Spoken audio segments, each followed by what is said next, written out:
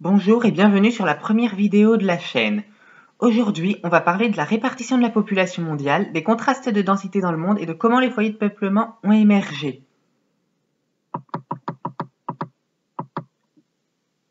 Il y a actuellement 7,7 milliards d'êtres humains sur Terre, répartis entre tous les continents sauf l'Antarctique, ce qui équivaut à une densité moyenne de 54 habitants au kilomètre carré. Cette moyenne cache une répartition de la population très inégale. Comme vous le voyez sur cette carte, on y voit notamment les foyers de peuplement que sont l'Asie du Sud, l'Asie de l'Est, l'Europe, le Golfe de Guinée, et on voit qu'il y a des pays beaucoup moins denses, genre le Canada, la Russie ou les pays d'Asie centrale. Alors par contre, montrer cette carte n'est pas forcément le plus pertinent parce que c'est oublié qu'au sein même d'un pays, il peut y avoir de forts contrastes de densité. Sur cette deuxième carte, plus précise que la première, on voit à quel point le Sahara est peu peuplé, à quel point l'est de la Chine est beaucoup plus densément peuplé que l'ouest. Et donc quelques foyers majeurs se dégagent. Notamment les trois principaux sont l'Asie du Sud, l'Asie de l'Est et l'Europe. Ces trois foyers concentrent à eux 53% de l'humanité. Et il y a d'autres foyers de peuplement moins importants, qu'on voit aussi comme le Golfe de Guinée, et la côte est des États-Unis, ou encore le sud-est du Brésil. On y voit également les déserts, c'est-à-dire les zones dont la densité est inférieure à 5 habitants au kilomètre carré, comme le Sahara, la Sibérie, le centre de l'Australie ou le nord du Canada. Le principal foyer de peuplement est l'Asie du Sud, aussi appelée sous-continent indien. Il compte 1,7 milliard d'habitants répartis entre l'Inde, le Pakistan, le Népal, le Bhoutan, le Bangladesh et le Sri Lanka.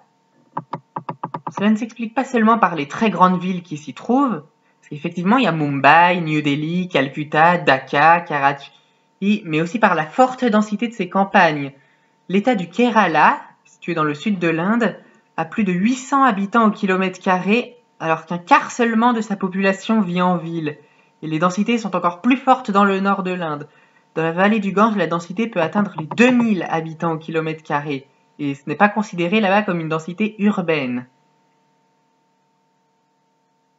L'Asie de l'Est est le deuxième foyer en nombre d'habitants, avec 1,6 milliard d'habitants. Il compte la Chine, le Japon, Taïwan et les deux Corées. Contrairement à l'Asie du Sud et à ses campagnes très denses, parfois même plus denses que certaines villes d'Europe, l'Asie de l'Est est très urbanisée. Cette région contient beaucoup de villes de plusieurs millions d'habitants telles que Pékin, Shanghai, Chongqing, Wuhan, Hong Kong, Qingdao, Séoul, Busan, Tokyo, Osaka, Kyoto, Nagoya, enfin bref, il y en a plein. Ces fortes concentrations de villes ne laissent que peu de place aux campagnes. Comme vous pouvez le voir sur cette image satellite de la Chine, où chaque point gris correspond à une ville si grande qu'elle en est visible à l'altitude du satellite, c'est-à-dire à plus de 22 000 km au-dessus du niveau de la mer. Bien sûr, il reste des zones de campagne, mais déjà, c'est très peu comparé à d'autres régions du monde. Et ensuite, ces campagnes étant forcément à proximité d'une grande ville, elles en subissent le phénomène de périurbanisation, phénomène qui fera l'objet d'une prochaine vidéo, donc je ne vais pas m'attarder là-dessus.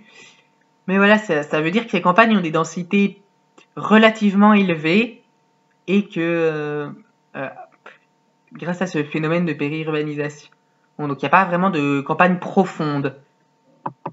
Et enfin, il reste l'Europe. Ce foyer est moins peuplé que les deux autres avec seulement 750 millions d'habitants. C'est l'Europe de l'Ouest et une partie de l'Europe centrale qui concentrent le plus de population. En effet, l'axe Londres-Milan est souvent appelé par les géographes la mégalopole européenne parce qu'il contient beaucoup de grandes villes. Il y a Rotterdam, Amsterdam, Cologne, Francfort ou encore Genève. On peut délimiter plus largement le cœur européen à l'est. On peut délimiter le cœur européen donc à l'est par une ligne Helsinki, Stockholm, Berlin, Vienne, Venise, Florence, et à l'ouest par une ligne Birmingham, Rouen, Bordeaux, Madrid, Barcelone. Entre ces deux lignes se trouvent les grands centres urbains de l'Europe, que ce soit ceux de la mégalopole mais aussi Paris, qui est une ville très importante. Et donc, c'est là que vit l'essentiel de la population européenne, parce que le taux d'urbanisation du continent européen est de 72%, ce qui induit que les campagnes sont significativement moins denses que les villes. Le reste de l'Europe, c'est-à-dire ce qui est situé hors de ces deux lignes, est bien moins dense. Les densités des pays d'Europe de l'Est ou des pays de Scandinavie sont généralement sous la barre des 100 habitants au kilomètre carré, alors qu'à l'intérieur de ces lignes, l'Allemagne a 230 habitants au kilomètre carré, les Pays-Bas 461 habitants au kilomètre carré.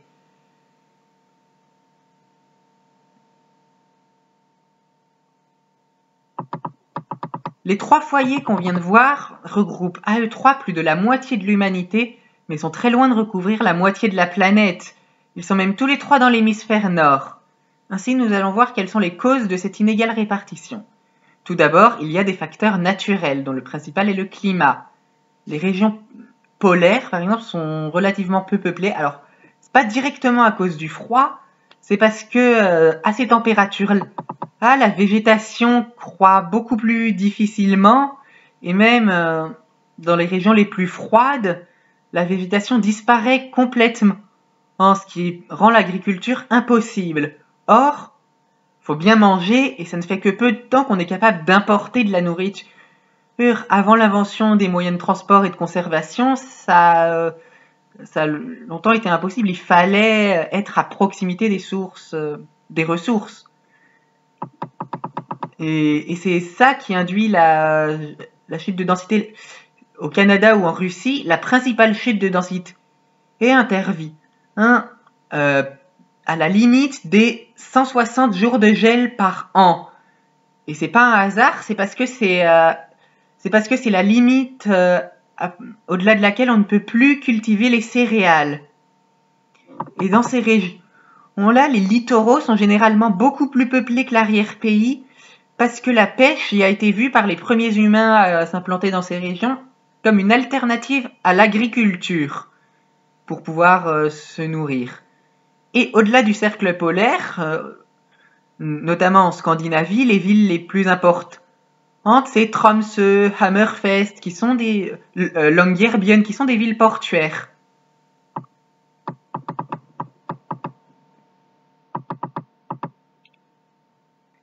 Et l'autre grande contrainte climatique, c'est l'aridité. L'insuffisance des pluies impacte les ressources en eau, à la fois les ressources en eau pour la population, parce qu'il faut bien voir, mais aussi les ressources pour la végétation. Or, ça a le même effet que le froid, c'est-à-dire que ça empêche les plantes de pousser, et donc ça empêche l'agriculture, sauf si on irrigue. Mais irriguer, ça coûte très cher, et ça a des conséquences écologiques, parce que ça réduit les ressources en eau à d'autres endroits. Et c'est pour ça qu'en Égypte, toutes les villes importantes, que ce soit Le Caire, Luxor, elles sont quasiment toutes dans la vallée du Nil, parce qu'on se sert du Nil pour arroser les champs. D'ailleurs, c'est bien connu qu'au temps des pharaons, ils se servaient des crues du Nil pour fertiliser. Et le reste du pays, le reste de l'Égypte est presque inhabité, sauf par des tribus d'éleveurs nomades, parce que le nomadisme est une bonne forme d'adaptation à l'aridité. Et les zones qui sont plus densément peuplées ont certes des climats plus cléments, mais le climat ne suffit pas à expliquer l'inégale répartition de la population, puisqu'il existe des zones dont les climats respectifs sont similaires, mais pas les densités.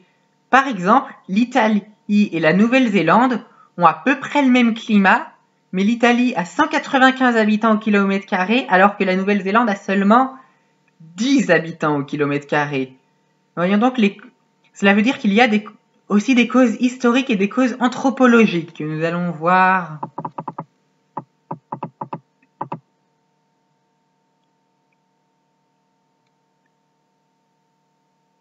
Les foyers de peuplement étaient les mêmes à l'Antiquité et les déserts humains aussi. Pour comprendre ce qui a mené à cela, il faut remonter à l'époque où nous avons commencé à pratiquer l'agriculture. L'agriculture est apparue au Néolithique dans 6 régions du monde différentes, à savoir la Mésopotamie, la Chine, la Nouvelle-Guinée, le long du Mississippi, l'Amérique centrale et la cordillère des Andes. Or, l'agriculture a de bien meilleurs rendements que la chasse et la cueillette dans la nature sauvage, et ces rendements ont permis à certaines personnes de faire autre chose que la production de nourriture, et on pouvait quand même nourrir tout le monde. Certains sont devenus artisans, et leurs inventions ont fait augmenter les rendements de l'agriculture encore un peu plus. C'est ainsi que d'autres sont devenus commerçants, d'autres guerriers, etc. Et cette hausse de la production alimentaire a également entraîné une hausse de la population. Donc c'est ces processus-là qui ont fait émerger les premières grandes civilisations. Le foyer mésopotamien a donné les civilisations sumériennes, akkadiennes, babyloniennes, assyriennes, etc. Le foyer chinois a donné la civilisation chinoise. Le foyer d'Amérique centrale a donné les civilisations dites mésoaméricaines. Tout d'abord les Olmèques, ensuite il y a eu les Mayas, les Toltèques, et puis les Aztèques, etc. Et l'agriculture s'est exportée dans d'autres contrées après avoir été inventée dans ces 6-là, notamment à la faveur des conquêtes effectuées par ces civilisations qui ont prospéré en formant des empires. Du coup, ils ont converti les populations de chasseurs-cueilleurs à l'agriculture, et donc c'est comme ça que ça s'est exporté. Et donc le foyer de peuplement européen s'est créé lorsque l'agriculture s'est exportée de la Mésopotamie vers l'Europe, puisque la Mésopotamie, avant de devenir aride, à l'époque où l'agriculture a été créée, avait un climat méditerranéen comme l'Europe du Sud actuellement. Le foyer est-asiatique s'est créé à partir du foyer agricole chinois, et là encore, l'agriculture s'est exportée en Corée, au Japon. Et tout. Quant à l'Inde, ce n'est pas une région où l'agriculture s'est développée en premier, mais elle s'est retrouvée entre le foyer mésopotamien qui s'est exporté vers l'est et le foyer chinois qui s'est exporté vers le sud. C'est-à-dire entre la civilisation du blé et celle du riz. Elle a vu les deux cultures arriver en même temps, et c'est ça qui a converti l'Inde à l'agriculture et fait émerger un foyer de peuplement là-bas.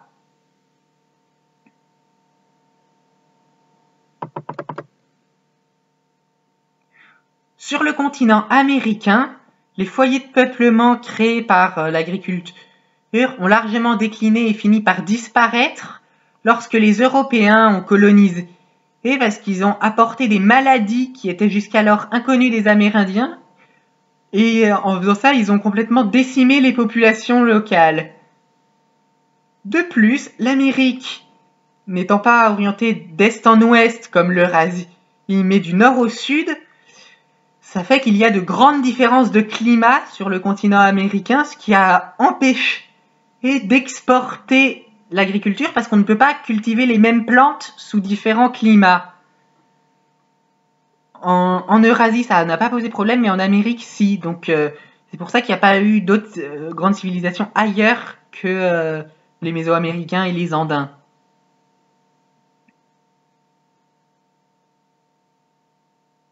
Cette vidéo est à présent terminée, j'espère qu'elle vous aura plu. N'hésitez pas à laisser un pouce bleu ou un commentaire, c'est bon pour le référencement. Et c'est ma toute première vidéo, je serai donc tout aussi content d'avoir des conseils pour m'améliorer. Au revoir.